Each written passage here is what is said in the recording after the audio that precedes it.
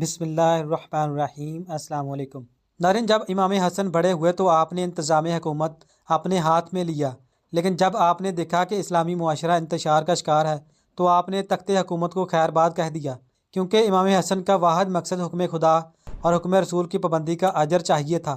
امام حسن نے دین خدا کی سربلندی، فتنہ و فساد کا سر کچلنے، کتاب خدا اور سنت رسول پر عمل درآمد کو یقینی بنانے کے لیے اپنے نانا رسول خدا کی صلح حدیبیہ کی تاسی میں تخت حکومت کو ٹھوکر مار کر جو تاریخی صلح کی، وہ اسلام کی تاریخ کا ایسا ناقابل فراموش باب ہے جس کی نظیر نہیں ملتی۔ امام حسن اگرچہ صلح کے بعد مدینہ میں گوشہ نشین ہو گئے تھے، لیکن حق کے مرکز اور تعلیمات محمدی کے سر چشمہ امام حسن کا قائم رہنا دشمنان دین کو کب گوارا تھا۔ اسی لیے جدہ بنت اشد کو انعام و اکرام کا لالچ دے کر نواسہ رسول امام حسن کو زہر دے کر شہید کر دیا گیا۔ حضرت ان سے روایت ہے کہ نبی کریم صلی اللہ علیہ وسلم کے ساتھ امام حسن سے زیادہ مشابہت رکھنے والا کوئی نہیں تھا۔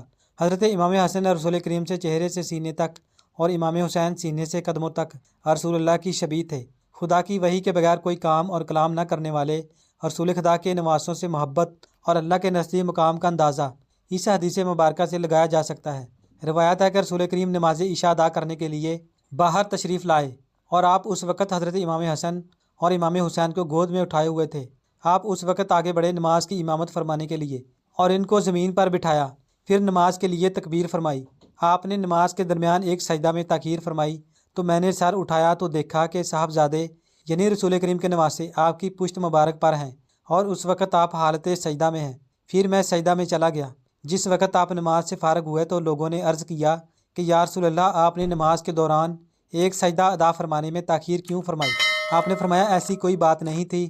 میرے نواسے مجھ پر سوار ہوئے تو مجھ کو جلدی اٹھنے میں برا محسوس ہوا کہ اس کی مراد یعنی کھیلنے کی خواہش پوری نہیں ہوگی۔ جس وقت بلایا گیا طبیب کو تو طبیب نے کہا یہ تو زہر ہے اور زہر جان بوجھ کر دیا گیا ہے۔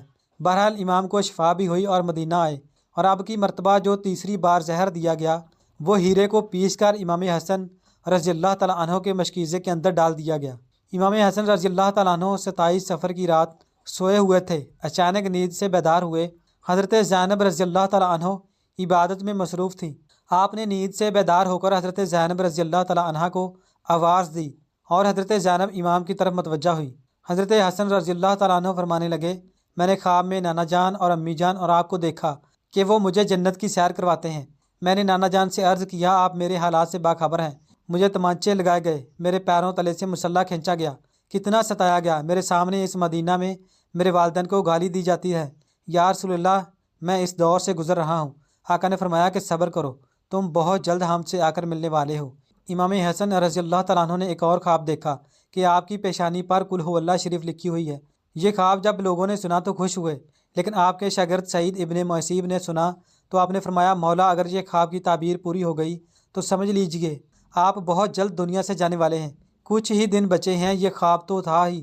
سب لرزے ہوئے تھے اور اس خواب نے اور لرزا کے رکھ دیا۔ امام حسن رضی اللہ تعالیٰ عنہ نے کہا بہن، میں نے خواب دیکھا ہے۔ حضرت زینب نے پوچھا یہ کیسا خواب ہے؟ امام نے مشکیزہ لانے کا کہا اور مشکیزے سے جب پانی پیا تو مشکیزے میں موجود جو ہیرا پیس کر ڈالا گیا تھا وہ آپ کے پیٹ میں چلا گیا۔ روایتوں میں آتا ہے کہ مورخین لکھتے ہیں کہ آپ کے کلیجے کے ٹکڑے ہوئے، بعض نے لکھا کہ 80 ٹکڑے ہوئے، بعض نے لکھا کہ آپ کی آنتوں اور کلیجے کے 100 سے زیادہ ٹکڑے ہوئے۔ جب آپ کیا کرتے تو وہ ٹکڑے ہو کر گرتے۔ سوچئے ذرا یہ ہیرا کیا ہوتا ہے، اس کو کانچ پر چلائیں تو کانچ کٹ جاتا ہے۔ یزید صرف قتل حسین رضی اللہ تعالیٰ عنہ ہی نہیں بلکہ قتل حسن رضی اللہ تعالیٰ عنہ بھی ہے۔ اس پر تو سب اتفاق کرتے ہیں کہ سازش یزید کی تھی، لیکن زہر دیا کس نے، اس پر تاریخ خاموش ہے۔ حضرت مولانا حسن بریلوی رحمۃ اللہ تعالیٰ علیہ نے ایک عورت کا نام لکھا، لیکن مفتی جلال الدین اس پر خاموشی کا حکم دیتے ہیں۔ مورخین اس میں اتنے الجھے ہوئے ہیں کہ کوئی موقف پیش نہیں کیا جاتا، لیکن پڑھے لکھے لوگ ہیں، ان کے لیے ایک بات ہے کہ زہر دینے والا کون ہے۔ جس وقت ٹکڑے ہو کر گرنے لگے تو امام نے حضرت حسین رضی اللہ تعالیٰ عنہ کو آنے کا حکم دیا تاکہ کچھ نصیحت کر دوں۔ حضرت حسین رضی اللہ تعالیٰ عنہ آئے اور حالت دیکھ کر گلے مل کر خوب روئے اور کہا بھائی بتاؤ آپ کو زہر کس نے دیا؟ اس لیے میں سید الصابرین کا نواسہ ہے۔ بھائی مجھے جس پر شک ہے اگر وہی ہے تو اللہ یہ بہترین انتقام لینے والا ہے، اور شک کی بنیاد پر کسی کو قتل نہیں کیا جا سکتا، کیونکہ میں نام لوں گا تو تم قتل کر دو گے، اور شک کی بنیاد پر کسی کو قتل نہیں کیا جا سکتا۔ اللہ بہترین انتقام لینے والا ہے۔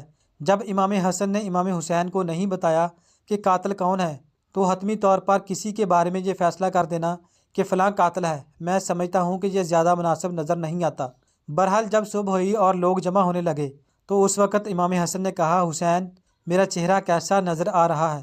امام حسین رضی اللہ تعالیٰ عنہ نے روتے ہوئے فرمایا، آپ کا چہرہ ہرا ہو گیا ہے۔ تو مسکرا کر کہا کہ اس تکلیف میں بھی مس آیا ہے۔ حسن، جس تکلیف میں لوگ ساری خوشیاں لوگوں کی چھینی جاتی ہیں۔ حسن مجتبیٰ رضی اللہ تعالیٰ عنہ نے جب سنا کہ میرا چہرہ ہرا ہوا ہے تو فرمایا، حسین یاد ہے نانا کی حدیث معراج مکمل ہو گئی ہے؟ پوچھا کہ حدیث معراج کیا ہے؟ فرمایا کہ جب میرے حضور معراج پر گئے اور ہماری پیدائش بھی نہیں ہوئی تھی تو نانا معراج پر جنت کی سیر کر رہے تھے تو جنت میں 2 محل دیکھے، ایک ہرا تھا اور ایک لال۔ اس وقت رضوان جنت نے کہا کہ یا رسول اللہ، جاتے جاتے اپنے شہزادوں کے محل بھی دیکھ جائیں جن سے پوری جنت کا حسن دوبالا ہوتا ہے۔ حضور نے فرمایا، یہ ہرا کس کا ہے اور لال کس کا ہے؟ کہا، لال تو حسین رضی اللہ تعالیٰ عنہ کا ہے اور ہرا حسن رضی اللہ تعالیٰ عنہ کا ہے۔ میرے حضور نے پوچھا کہ رضوان، یہ تو بتاؤ کہ حسن کا ہرا کیوں اور حسین کا لال کیوں؟ تو رضوان جنت کی گردن جھک گئی، آنکھوں میں آنسو آ گئے۔ اہل بیت کی محبت میں رضوان جنت بھی روتا ہے، جبکہ جنت میں کوئی رو نہیں سکتا۔ جنت وہ ہے جہاں رویا نہیں جاتا، لیکن یہ شہادت حسنین ہے، اسے جب بھی یاد کیا جاتا ہے تو رضوان جنت بھی روتا ہوا نظر آتا ہے۔ رضوان کی عرض کرنے کی ہمت نہ ہوئی۔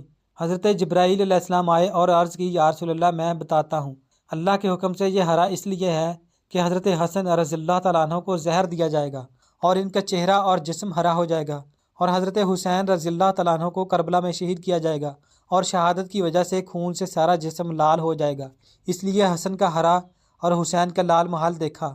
حضور کی یہ حدیث معراج پوری ہو رہی ہیں۔ اس کے بعد حضرت حسن رضی اللہ تعالیٰ عنہ نے لوگوں کو جانے کا حکم دیا اور گھر والوں کو ٹھہرنے کا کہا۔ اس وقت مولا حسن کے 3 یا 4 بیٹے تھے۔ ان بیٹوں میں ایک بڑا بیٹا تھا جس کی عمر صرف 7 سال تھی۔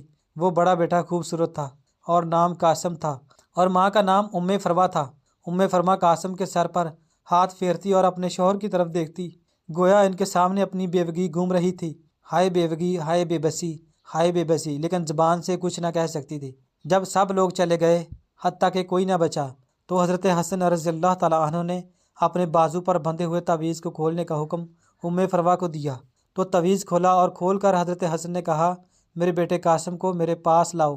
اپنے ہاتھوں سے وہ تعویذ بیٹے کے بازو پر باندھ دیا اور فرمایا، بیٹا ایک وقت ایسا آئے گا جب تو شدید مصیبت میں گرفتار ہو جائے گا، اس وقت یہ تعویذ کھول کر دیکھ لینا۔ حضرت حسین رضی اللہ تعالیٰ عنہ کو بلا کر وصیت کی اور کہا، حسین صبر سے کام لینا، اور میری تمنا ہے کہ جس وقت میرا جنازہ اٹھے تو مجھے نانا کے قدموں میں دفن کر دینا، اور میں نانا کے قدموں میں دفن ہونا چاہتا ہوں۔ امام علی مقام 28 صفر کو ایک روایت کے مطابق، 29 صفر کو ایک روایت کے مطابق 5 ربیع الاول کو شہید ہوئے۔ اس طرح سے آپ کا پورا جسم ہرا ہوا تھا اور اندر کی آنتوں کے ٹکڑے کہہ کی صورت میں باہر گرے ہوئے تھے۔ حضرت حسن رضی اللہ تعالیٰ عنہ کی شہادت ہوئی تو آپ کی تجہیز و تدفین کے لیے جنازہ اٹھایا گیا، لیکن یہ بھی تاریخ کا بدترین باب ہے۔ لیکن جب جنازہ باہر لے کر آئے اور حضور کے روضہ مبارک میں حضرت حسن رضی اللہ تعالیٰ عنہ کو دفن کرنا چاہتے تھے تو بنی امیہ کے وہ غلیظ جسے دنیا مروان کہتی ہے اور بدترین آدمی جس پر میرے آقا نے لعنت کی تھی، اس نے کہا، میں ان کو دفن نہیں ہونے دوں گا۔ امام حسین رضی اللہ تعالیٰ عنہ نے کہا، میرے بھائی کی وصیت ہے، میں دفن کروں گا۔ یہاں تک کہ مورخین نے لکھا ہے کہ اس ظالم نے کمان سے تیر نکالا اور امام رضی اللہ تعالیٰ عنہ کے لاشے پر چلانا شروع کیا، اور ایک بندہ جو شہید ہو چکا ہے۔ لوگ کہتے ہیں کہ مروان کو یزید کو اتنا برا نہ کہو، اس لیے کہ انہوں نے کیا کیا؟ یہ کیا ہے؟ مرے ہوئے انسان کا تو دشمن بھی احترام کرتا ہے۔ کیسا ظالم تھا! نانا کے قدموں میں نواسے کو لے جا رہے ہیں تو تلوار سے جنازہ روک لیا اور جنازے پر تیر چلانا شروع کر دیا۔ بعض روایتیں یہاں تک آتی ہیں کہ جنازہ حسن پر تیر چلائے۔ حضرت زینب رضی اللہ تعالیٰ عنہ نے کہا کہ فاطمہ کے 2 بیٹوں کے جنازے میں نے دیکھے ہیں، حسن کو تو دوبارہ کفن ملا، حسین کو تو ایک بار بھی کفن نہ ملا۔ لوگوں نے کہا کہ حسن کو دوبارہ کفن کیسے ملا؟ کہا کہ جب مروان نے حسن کی لاش پر تیر چڑھایا تو وہ تیر لگا تو حسن کے کفن سے خون کی فوار نکل پڑی، تو اس وقت لوگوں نے کہا کہ ایک کفن پر اب دوسرا کفن پھر لپیٹ دو تاکہ حسن کو رنگین کفن میں نہ لے کر جائیں بلکہ ایک کفن اور دے دیا جائے۔ یہ بھی حضرت حسن رضی اللہ تعالیٰ عنہ کی کرامت ہے کہ وصال کے بعد بھی تیر لگا اور آپ کے جسم سے خون نکلا۔ کسی نے امام حسین رضی اللہ تعالیٰ عنہ سے کہا کہ حضرت حسن رضی اللہ تعالیٰ عنہ کی یہ وصیت تھی کہ مجھے حضور کے قدموں میں دفن کر دیں، لیکن انہوں نے یہ بھی تو کہا کہ اگر مروان آڑے آئے تو مجھے امی جان کے قدموں میں دفن کر دینا۔ آپ اس پر بھی عمل کر سکتے ہیں، پھر امام حسن رضی اللہ تعالیٰ عنہ کو حضرت فاطمہ رضی اللہ تعالیٰ عنہ کے قدموں میں دفن کر دیا گیا۔ اللہ پاک سے دعا ہے کہ وہ ہمیں اہل بیت کی سچی اور پکی محبت عطا فرمائے۔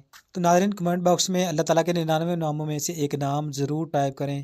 تب تک کے لیے اتنا ہی۔ اللہ حافظ۔